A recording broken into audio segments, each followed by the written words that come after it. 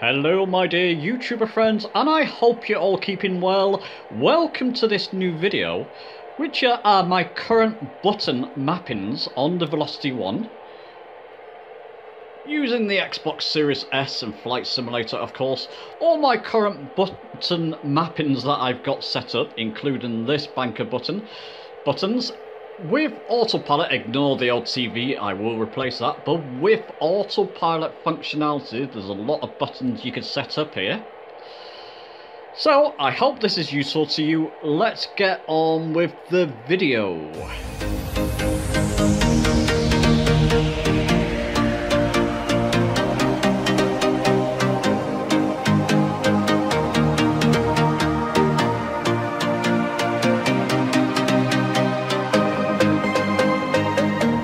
Okay, so let's get this started. Bit of a disclaimer, these are my preference, my setup. You can copy them if you like, or take ideas of them. You've got to find a way in settings, setting up buttons to your liking.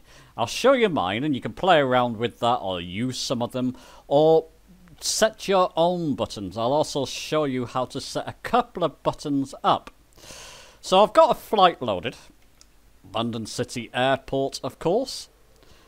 I'll press the options button on my actual flight Yoke system itself. I've also got a mouse attached, something I would recommend. If you bought an expensive Yoke system, for goodness sake, buy a cheap mouse and attach it to your Xbox. I find it's a preferable way of flicking switches in the cockpit if you need to, and goodness knows what, and working through your options as well.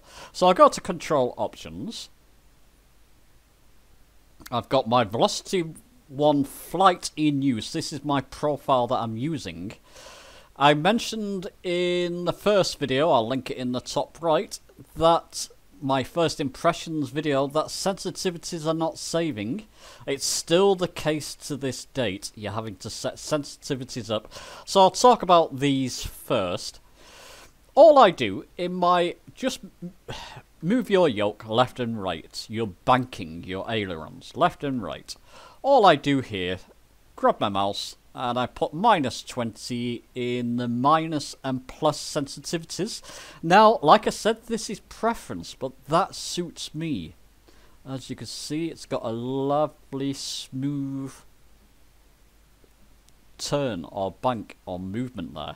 That suits me. In your pitch axis, so pull your yoke backwards and forwards to find that. It's axis 3. I find that I don't need to put sensitivity settings into this, because I'll link my video to features of the Velocity 1. There's a bit of a spring back to action, little bit, when you pull backwards and forwards. If you put any sensitivities into that, it makes it more pronounced. I just leave them alone, and this is to my own preference in the pitch. When sensitivities are fixed and we can save them, I may start messing around with reactivity and extremity dead zone and perhaps dead zone. I'm not going to do that yet. I just like a quick and easy setting, -20 in your left and right, your ailerons, and in the pitch I just leave it on. That's all I set. Your rudder axis, the rudder's trigger buttons feel adaptive, so when you press them slightly, you're only getting a slight amount of rudder, and if you press them a bit longer, you get more, so that's good. As you can see, that's my left and that's my right rudder. I leave these alone. At the moment, I'm not putting sensitivity settings in them, because if I want a slight bit of rudder, I'm putting a slight bit of right rudder in there. You can hardly see it. There you can. Or a slight bit of left rudder. The buttons, the trigger buttons themselves work well for me out of the box. Again, that's to your preference. But those are my current, until we can save them, current sensitivity settings on my Velocity 1. Let's go on with some more tips. Okay, so for this next tip, I'm in the default, as you can see here, the default setup with the Velocity flight. Now with your hat switch, let me show you a picture down here. Or your PLV switch, so PLV 1 and PLV 2. There's one on the left and right handle of your Velocity 1 flight yoke. In the sim, let's just apply any changes I've made there just in case. Let's go back to the sim. On the left, if I move the left POV, left and right, it does quick views, which is the way I like it. If I can go up and I can go down. If I'm in the instruments, I can't go left and right, so I'm going to change that. I'm going to show you how I've set that up. But let me show you the right POV. The right POV just moves you around the cockpit, moves your view around the cockpit. And I think B is reset your cockpit view if you're moving around. So let's go back to the menu. Let's first set up, when I'm down in my instruments, I want my left POV to move left and right between my instruments. The way to do this, go to camera. So make sure you got filter on assigned here first. Go to your camera. I'm using my mouse here, so I'm left clicking there. In instrument views, left click there to open that menu. And next and previous, let me set up my next instrument view to the way I like it. It's got it set up in some groovy way. I don't like it this way. So I'm going to left click in that box, next instrument view. Left click in this box to start scanning. So left click. I'm going to remove my POV, left POV or POV1, sorry, right. I'm going to move it right. Now it will say that it's already set up as cockpit quick view right. Don't worry, if you're in your instruments, that won't trigger. External view, if you're in your cockpit, this is not going to trigger. So don't worry about these other assignments. It won't affect it. And vice versa. Press validate there. And you're going to have to rename the profile. I'll just leave it like this, Velocity 1 flight profile. You're going to have to create a new profile if you mess around with the default settings. So I'll just leave that as a default name, okay. And previous instrument view, I'll set that up. So I'm going to left click in that. Left click in this box here to start scanning. And I'm going to move my POV1 switch to the left. And again, don't worry about these other assignments. It's not going to affect it. Validate and apply and save. Let's go back. Resume. So now if I move my PLV1, I'm going to call it a PLV1 hat switch, left and right, it does the same thing. But if I go down to my instruments, I can now move between my G1000s, which is what I like. That's the way I like it set up. And I've still got the right PLV as free view. Let me just go a bit further there now. Go back to control options. I'm going to go into my profile that I set up. Let me just click through it. There you go. Velocity 1 flight in use. This is the one I've set up. Now, I've got there's a button on the right handle of the yoke. I'll show you a picture of that, and I've circled it so you can see what I mean. I've got that set up as reset cockpit view. And I've got, let me see, right button. I'll show you a picture of that, where that is. I've got that set up to switch between external views and cockpit views. So let me find that camera mode switches, I believe it is. Cockpit external. Basically, that's my right bumper button. So if you want to find that, go to your camera and go to camera mode switches. Whatever's set up there, remove it, and just, if you want to follow this, of course. And I've got that set up as my right button. So let me show you what that does. Go back, resume. So if I'm moving around and I can't get my view back to center, I just press that button on my right handle on my yoke system, which I showed you before, to reset my cockpit view. If I want to go external, right button, and then I can pan around the aircraft. And then press the right bumper button again, it takes me back into the cockpit. So that's the way I've got my view system set up currently. Let's go on with more settings. Okay, so let's show you a few other buttons that I've got set up. I'm not going to set these up with you, I'll just simply show you where they are and I'll leave it to you to set up, similar to what we did before, how to set buttons up. I'm going to actually press it. I'm going to press my brake button, so when I land I want to brake. So I'll go search by input here, I'll show you a picture of that on screen. I'm going to press the button, that's what I've got set up. Why is it showing every... It sometimes does this. I don't like it showing all. There we go. Doesn't matter. Now I'll put the filter to all. It's just showing my assigned. Never mind. It's also got toggle cursor as well.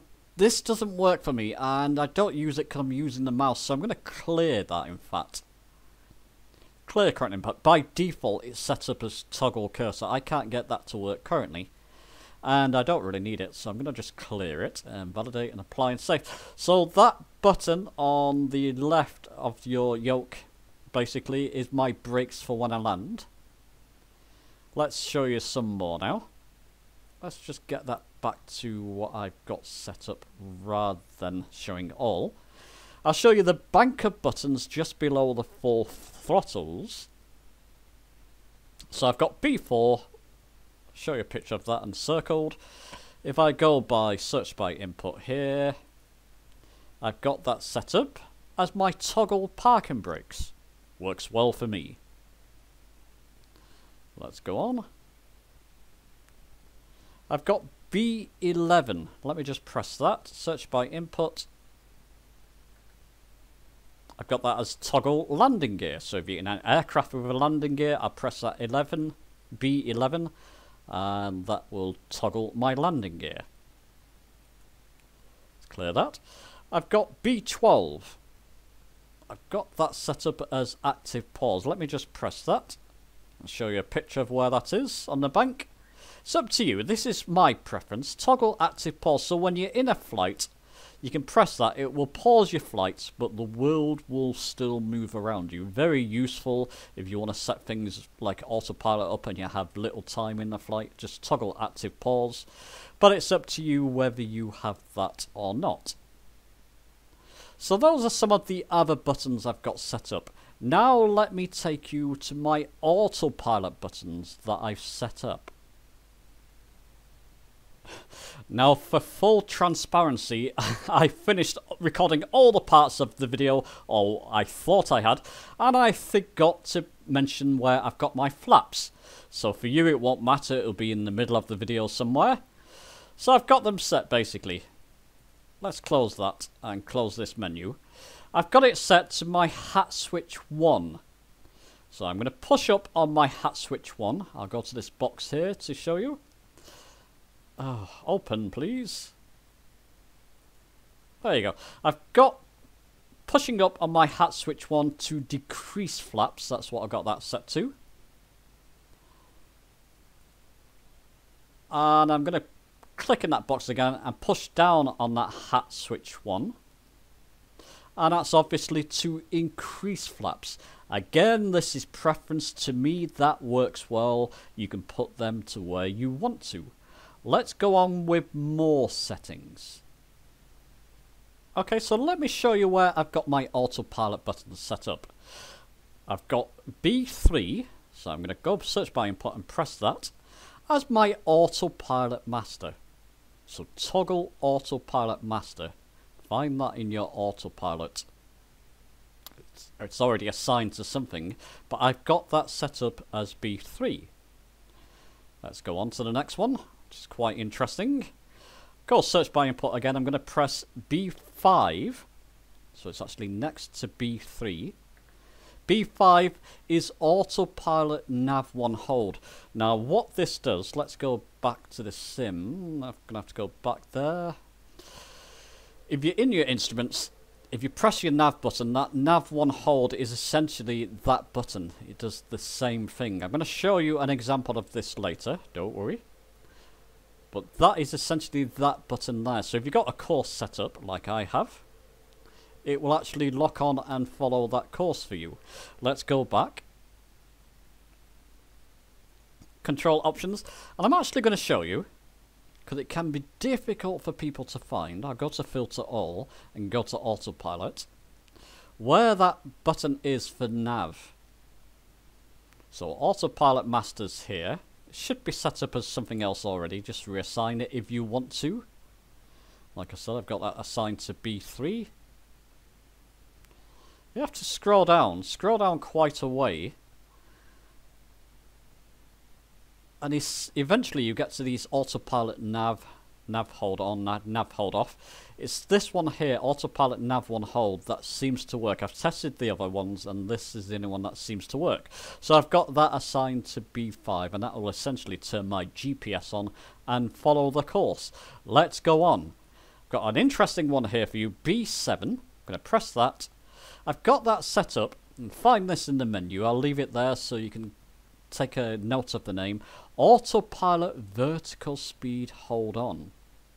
Now what this does, let's go back to the simulator and resume. It essentially acts vertical speed, it acts like you're pressing that, and if you want to climb or descend, I've actually got, let's go back to the options and control options. Come on, load in. It takes a while for this picture to load in as well, I've noticed. The picture of the yoke. It's a bit slow on updating. Never mind. I've got basically my... There you go, it's loaded up now. I've got my right hat switch, so hat 2. Look at your Velocity 1 flight yoke, the actual yoke itself. On the right, you've got hat 2. I've got the up and down buttons on that hat 2. So I'm going to go up on my hat 2 to increase vertical speed, pushing up. And if I push that hat down, you can probably already guess what I've got that set to. I've got it set to decrease autopilot reference vertical speed. So it will decrease my, if I want to go down essentially, or decrease my rate of climb. I'll show you what this does in the sim. But it's very handy, you can set this up on your hat switches or on your buttons.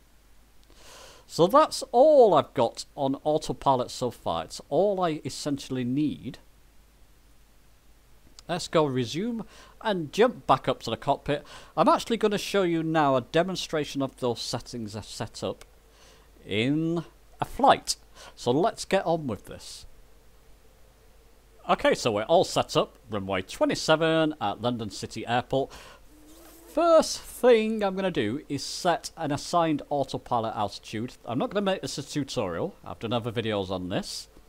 So I'm just going to increase the assigned autopilot altitude to 3,000 feet to give me a bit of wriggle room. And I've got a course set up, just an airport, some distance away from London City Airport, again to give me some room to manoeuvre. So nothing fantastic to begin with. I'm just going to throttle up and press my B4 key that I showed you before to release the parking brakes. Trigger's working well on the ground, just small amounts of rudder just to keep the correct course. And of course do play around with rudder sensitivities if it's not to your liking. It seems to work for me. So I can pitch up there and trim up to relieve pressure on my yoke. I'm in a positive rate of climb, so I'm going to click the autopilot on. And I'm also going to click, let's come down to give you a better view of that, my nav button. You can see GPS is turned on, so that nav hold, the one I showed you before, does work. And it's now locked onto our course. But I want to climb a... Well, I'm going to actually set our vertical speed, so I'm going to press B7. And with the hat switches, let's move down one more. With the hat switch I showed you before, I'm going to decrease that vertical speed, rate of climb. So as you can see, it works well, to 500 feet per minute. And if I want to, I can push up to increase that to 600 feet. So that vertical speed buttons that I showed you before, or settings, all work well. And of course, all the other settings I set up work well as well. I want to reset my cockpit view. I want to go external and look around. So there you go. Those are my current settings. I'll probably play with them and change them as time goes by and add more for other aircraft and may release a future video on it. I do hope it's been helpful. Have a play around with them. If it's not to your liking, change the buttons to something else. But that's what I've got set up currently. Give the video a like if you've enjoyed it. Subscribe for more. Many more Flight Simulator videos on the way. And I'll see you soon.